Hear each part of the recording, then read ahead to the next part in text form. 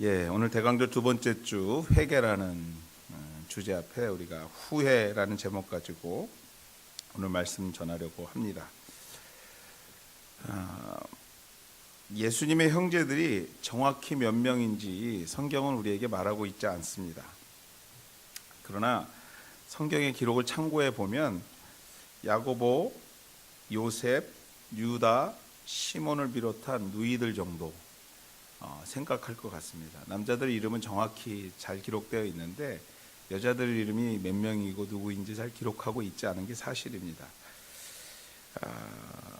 그들은 예수님이 이 땅에서 사역하실 당시에 예수님을 믿지 않았습니다. 예수님이 하나님이라고 말하지 않았습니다.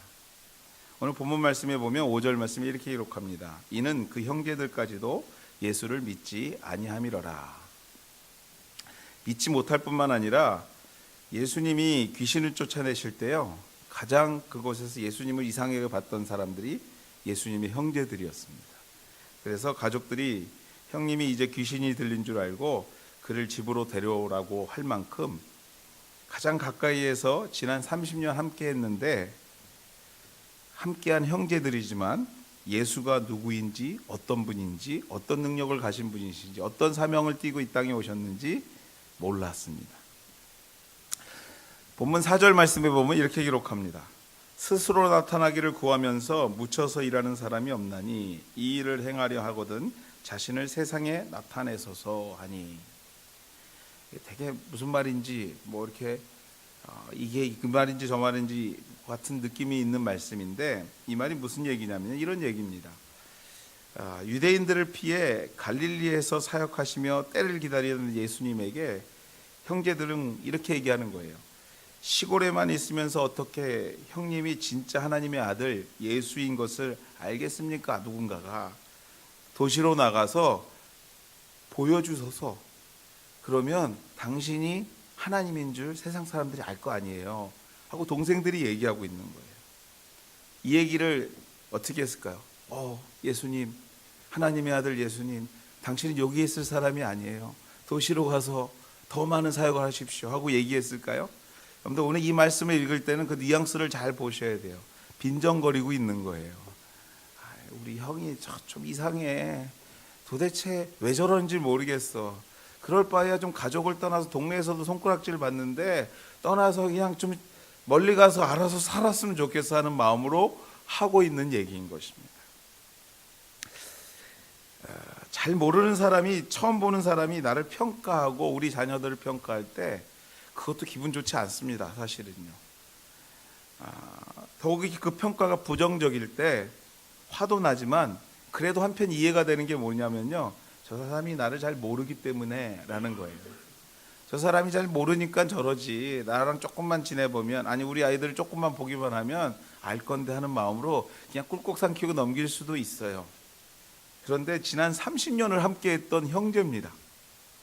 지난 30년 동안 한 입을 덮고 잤던 형제예요. 성경에 여러분들 기록되지는 않았지만 오늘 이 말을 들은 예수님의 표정이 어땠을까 저는 상상해 봅니다. 물론 예수님이었기 때문에 저처럼 표정이 굳어지지는 않았을 거예요. 그래, 그래도 니네가 뭘 알겠니 하고 너그럽게 받아주셨을지는 모르겠지만 일반적으로 생각하면 속이 굉장히 상하셨을 것 같아요. 도대체 언제쯤이면 저 동생이 제가 이해할 수 있을까? 충분히 미루어 짐작하는 거 할 수 있을 것 같습니다. 저만 해도 그래요. 사실 제가 집에서 여러 가지 일을 해놓고 했을 때 여러분들이 와서 잘했다고 칭찬하는 거 그것도 좋습니다. 보기 좋네요. 이렇게 다 좋은데 제일 원하는, 평가를 받기 원하는 사람이 누굴까요? 저희 아내가 칭찬해 줘야지 그게 좋구나. 여러분들이 칭찬 안 해도 그것만으로도 that's enough. 더 이상 필요치 않아요. 그게 가까이서 보는 사람들의 영향력이거든요. 그게 가까이 있는 가족들의 영향력인 것입니다. 결론부터 이야기하자면 여러분들, 예수님께서 십자가에 죽으시고 사흘 만에 부활하신 주님을 만나고 나서야 비로소 예수님의 형제들은요, 형님이 메시아구나, 구세주구나인 것을 믿게 됩니다. 여기서 성경은 기록하고 있지 않지만 저는 이 말씀을 읽으면서 묵상이 되는 한 단어가 있는데 그것이 뭐냐면 후회라는 단어였어요. 후회. 형제들의 후회, 외로이 십자가의 죽음을 지키셨던 형님 예수님을 돕지 못하고 위로하지 못하고 그 순간 그 마음에 동참하지 못했던 그 동생들의 후회, 가족들의 후회. 그때 그 얘기 조금 더 새겨들을 걸 하는 가족들의 후회가 이 속에 있지 않았을까, 그들에게 있지 않았을까 하는 생각입니다. 이러한 생각을 해보면서 조금만 일찍 알았더라면 예수님의 동생으로서 형님의 기적의 현장에, 형님의 고난의 현장에 좀 더 도움이 되고 힘이 되지 않았을까라는 생각을 야고보와 요셉과 유다는 했을 것이라고 예상이 됩니다. 후회의 생각. 맞습니다, 여러분들. 조금만 일찍 알았더라면. 그러나 분명한 거 한 가지는요, 지나간 시간은 돌아오지 않는다라는 사실입니다. 오늘도 여러분의 주변에 이러한 일들이, 후회를 만드는 일들이 있지 않은가 질문해 볼 필요가 있습니다.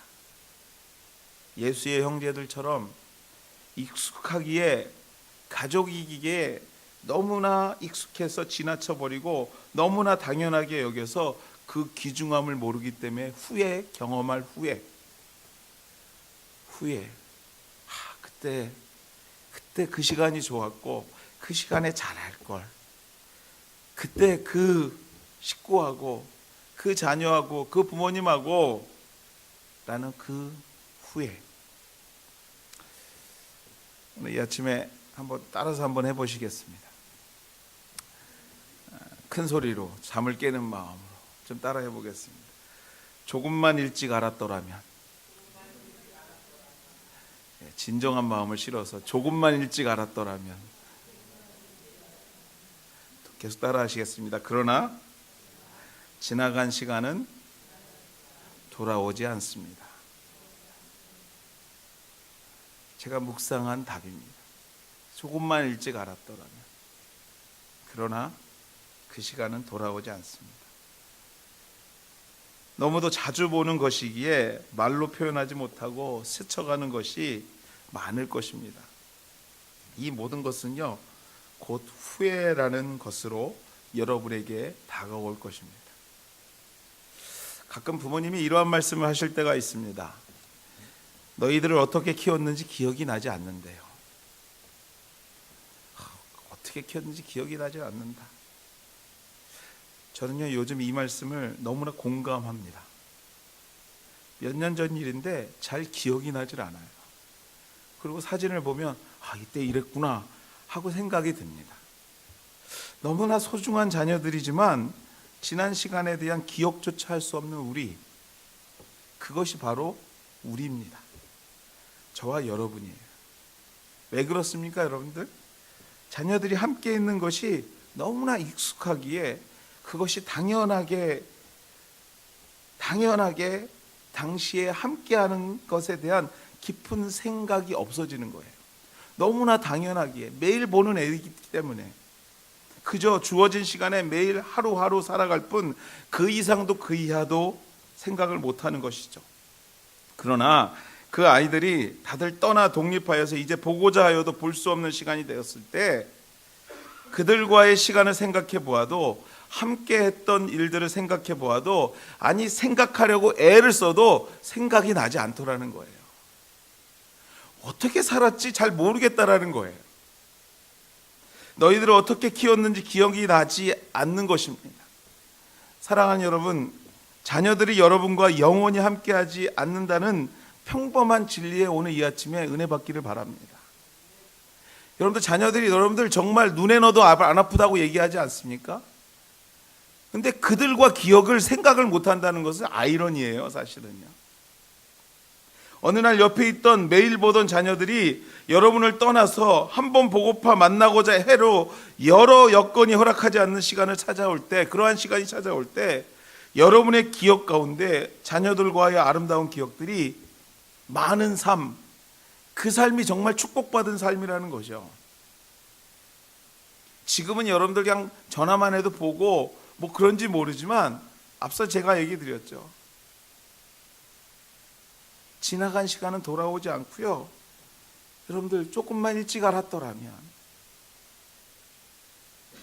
그러기 위해서 여러분들 정말로 내가 너무나 사랑하는 아이들의 기억을 담기 위해서 오늘 너무도 가까이에 있는 여러분의 자녀들과 시간을 아끼지 마셔야 돼요.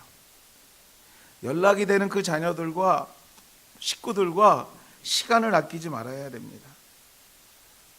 연락되는 자녀들의 시간을 아끼지 말고 지나간 시간을 돌아오지 않는다라는 그러한 정말로 강박관념을 가지시고, 예수님이 죽고 나서야 그분이 메시아인 것을 아는 그들의 형제들이 아니라, 어리석은 가족들이 아니라 오늘 내 눈앞에 있는 그 자녀들을 위하여, 그 가족들을 위하여 내가 최선을 다하여서 시간을 드릴 수 있는 자들, 그 자들이 후회가 없는 시간들을 만들어 간다라는 사실입니다.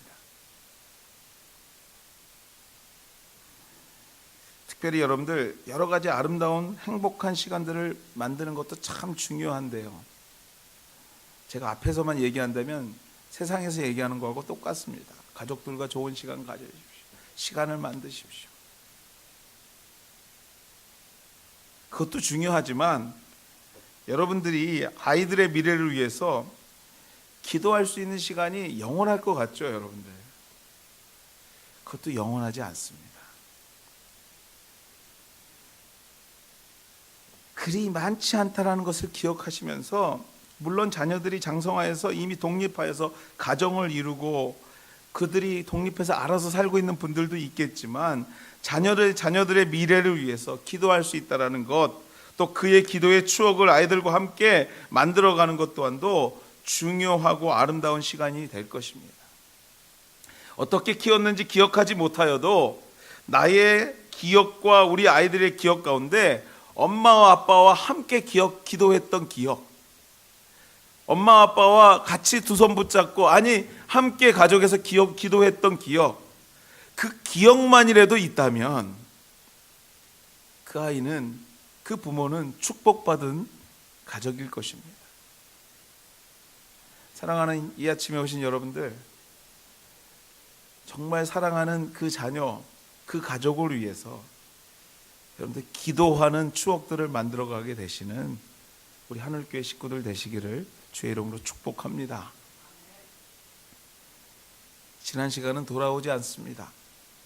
지금 이 순간 여러분의 자녀들을 위하여, 가족들을 위하여 함께 기도하는, 기도의 추억을 만들어가는 우리 하늘가족 식구들 되시기를 주의 이름으로 축원해 드립니다. 슬픈 명언이라고 있더라고요. 그래서 뭔가 하고 제가 찾아봤습니다. 이런 내용이더라고요. 여자가 늙으면 필요한 것이 이런 것들이래요. 첫 번째 돈, 두 번째 딸, 세 번째 건강, 네 번째 친구, 다섯 번째 찜질방이랍니다. 남자가 늙어서 필요한 게 뭔지 아십니까? 첫 번째 부인, 두 번째 아내, 세 번째 집사람, 네 번째 와이프, 다섯 번째 애들 엄마래요. 남편은 집에 두면 근심덩어리, 데리고 나가면 짐덩어리, 마주 앉으면 원수덩어리, 혼자 내보내면 사고덩어리, 며느리에게 맡기면 구박덩어리. 재미있자고 한 이야기지만요, 참 어찌되었던 우리의 부부관계 또한 너무도 가깝기에, 너무도 익숙하기에, 너무도 편하기에 지나가 버리고 잊어버리고 좋은 추억이 아닌, 집에만 두면 근심덩어리가 되고요, 데리고 나가면 짐덩어리가 되고요, 덩어리가 되고요, 덩어리가 되는 것으로만 기억에 남습니다. 있을 때 잘하셔야 합니다. 이야기는요 남자들만 해당되는 게 아니에요, 여러분들. 이야기 듣고 그거 봐